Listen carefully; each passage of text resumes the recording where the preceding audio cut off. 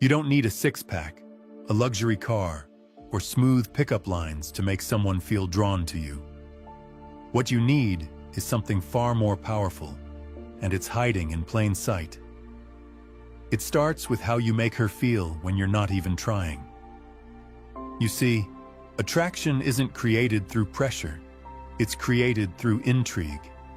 The mistake most people make is trying to impress someone into attraction. But science shows that the human brain is wired for emotional tension, not immediate clarity. The mind craves what it doesn't fully understand, a concept known as the Zeigarnik effect. This psychological principle proves that people remember unfinished experiences more than completed ones. Translation: if you're too available, too predictable, or too quick to give everything, you've already removed the mystery, and with it, the opportunity for lasting attraction. However, when you're slightly unpredictable, when you communicate with confidence but without desperation, her brain starts to wonder, why is he not chasing me? Why do I feel drawn to him when he's not even trying? Why do I keep thinking about him when I barely know anything? Because you're not showing up like everyone else. You're not seeking validation just to get her attention. You're holding your ground. That tension, that mental space where she doesn't have you all figured out, is exactly where attraction is born. This doesn't mean playing games. It means having emotional discipline. You're not reacting, you're choosing. You're not forcing attraction. You're letting it build naturally, subtly, almost invisibly. The longer you can stay in that space where you're confident without needing to prove anything, the more her mind starts to focus on you. You've triggered curiosity, activated desire, without even needing to be physically close. Now she's the one leaning in, not because you begged for it, but because her brain needs to know more. And here's where it gets even more interesting.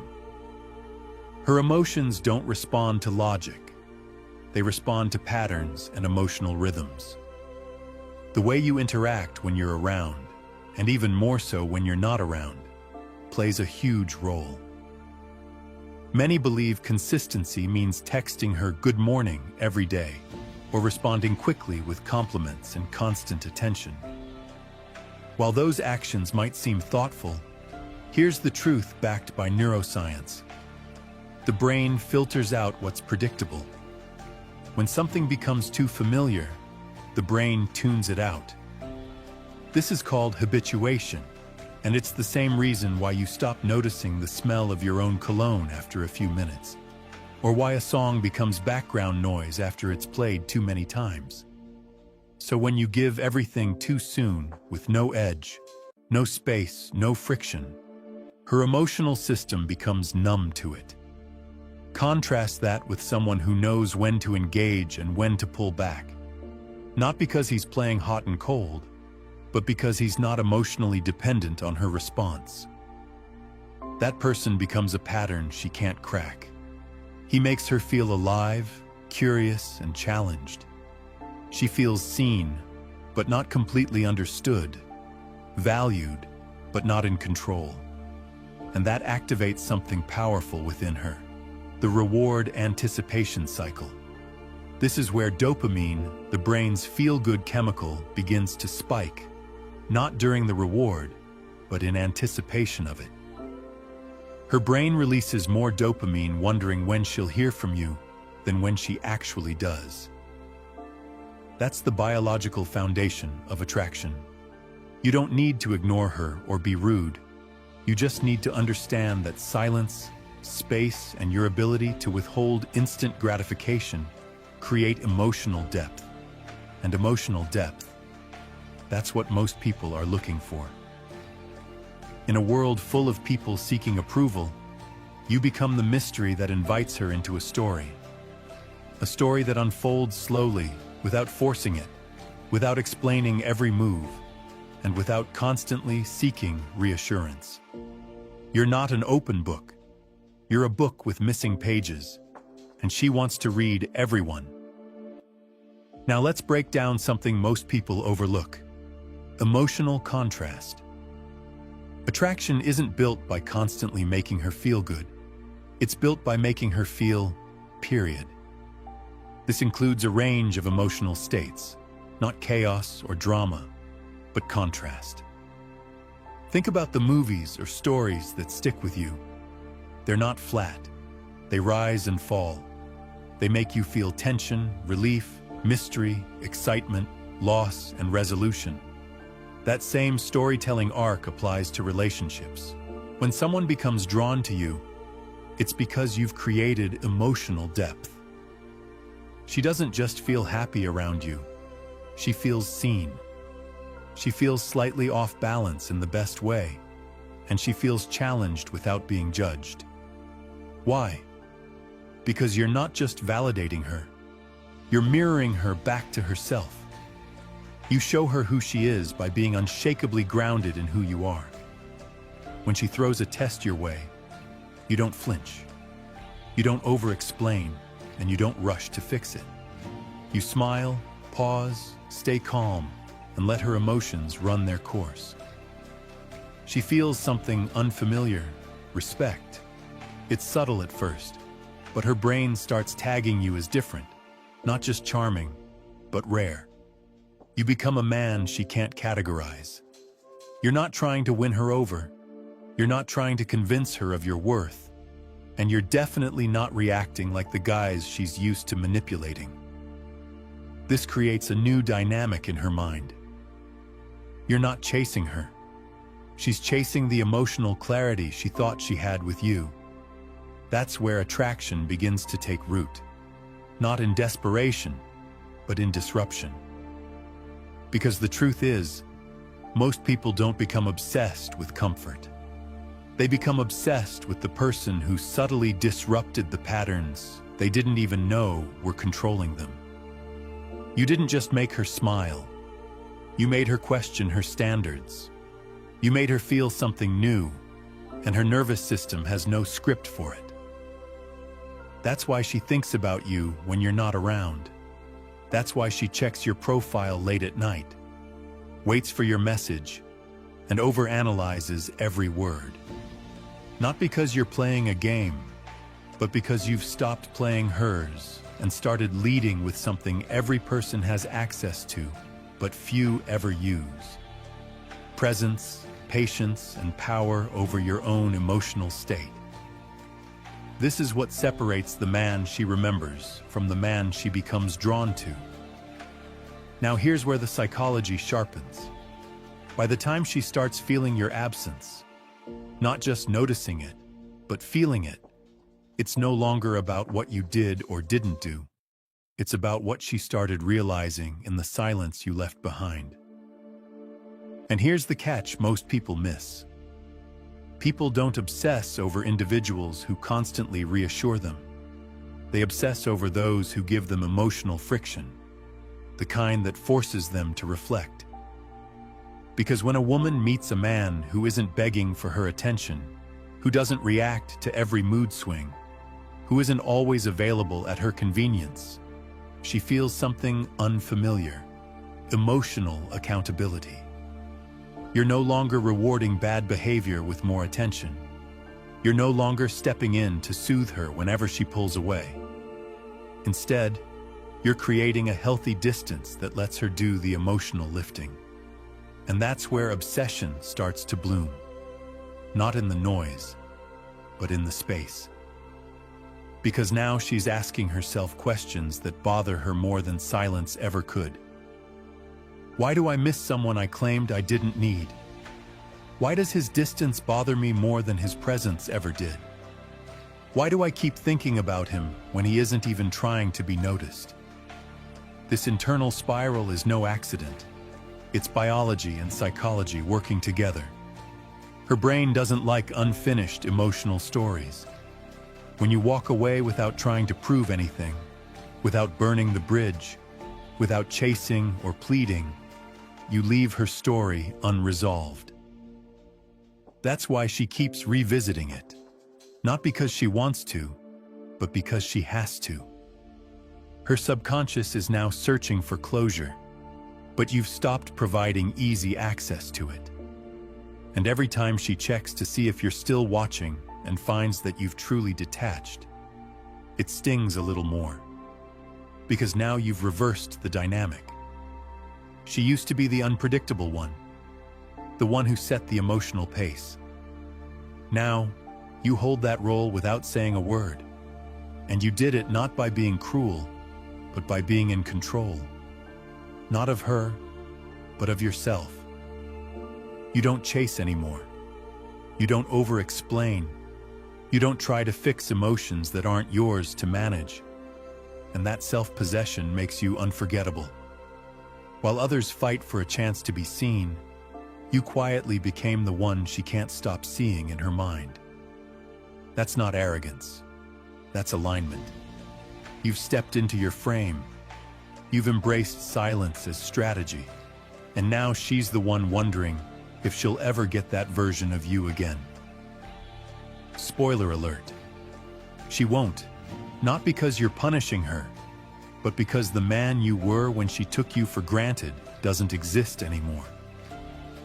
Now you're evolving, and that version of you can't be accessed by someone who only valued you in pieces. This is where things shift completely. Because now, the silence isn't just silence anymore. It's a mirror. And she's seeing things in that mirror that she spent a long time avoiding.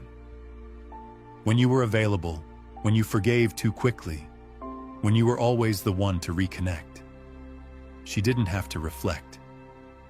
She could deflect blame. She might have thought you were too emotional, too available, too much.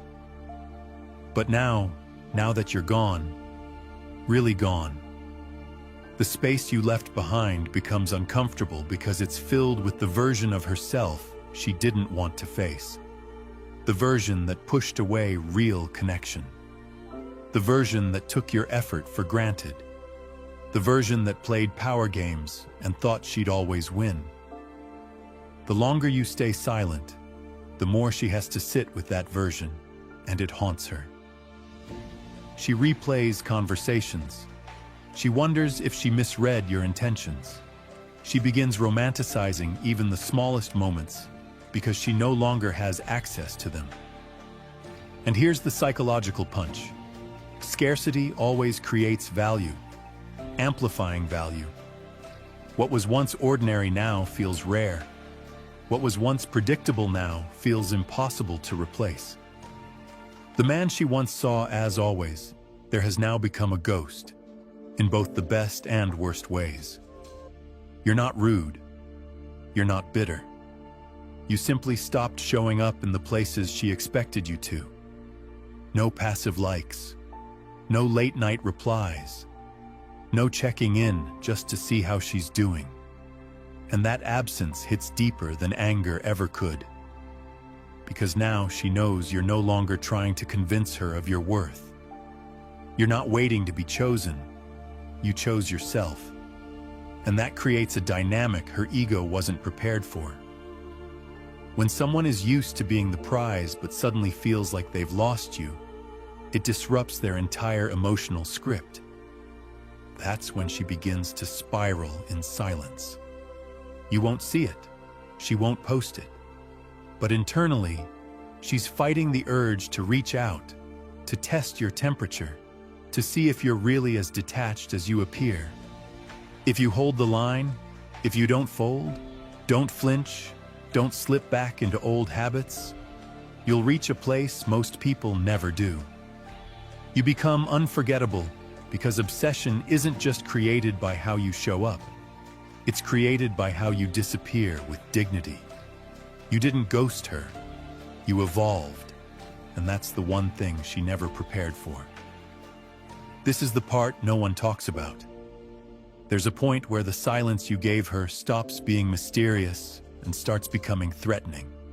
Not because you were cruel, not because you punished her, but because the version of you she expected to fall back into her hands no longer exists. That terrifies her more than anything.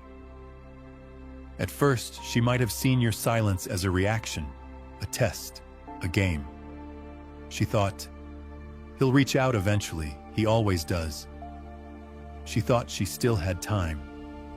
But slowly, day by day, something begins to feel off. She notices that you're no longer orbiting around her mood swings. You're no longer emotionally checking in to make sure she's okay. You're no longer giving her a reaction. And that absence becomes the loudest thing in the room. It's in that silence where her ego starts to fracture. Because if you're not chasing her anymore, if you're no longer trying to prove your worth, if you're out there living, laughing, breathing without her, then she has to face the reality she never saw coming. She may have overplayed her hand. All this time, she thought she was irreplaceable. She thought no matter what she said or did, you'd always come back. You always did before. But now, you've gone quiet. Not passive-aggressive, not angry, not bitter, just steady, calm, and unbothered. And that calmness drives her wild because it tells her everything she didn't want to believe. You didn't need closure. You didn't need validation. You just needed clarity. And once you got it, you left the door wide open behind you, but didn't turn around to check if she was following. That's when she starts remembering the details. Your voice, your presence, the way you looked at her when you weren't trying to impress anyone, the way you listened. And now those memories hit harder because there's no new version to compare them to. Every new person feels hollow, forced, and like a distraction. She scrolls, she laughs, she distracts herself. But late at night, when it's quiet again, she remembers. And the memory of you no longer feels like a win. It feels like a loss. A quiet, slow-burning loss she never expected to feel. And that's when she realizes she didn't just lose your attention. She lost access to the version of you that wanted her. And that's a storm she'll never admit to anyone. But it's already begun. And all you had to do was nothing. You focused on yourself. You didn't retaliate. You simply rose silently, but with presence. And now the silence she once saw as a strategy has become a consequence. Closing call to action. If you've watched this far, drop a comment below. I don't chase, I attract. Let her wonder. Let her feel it. Let her learn the hard way what it means to lose a man who finally remembered his worth.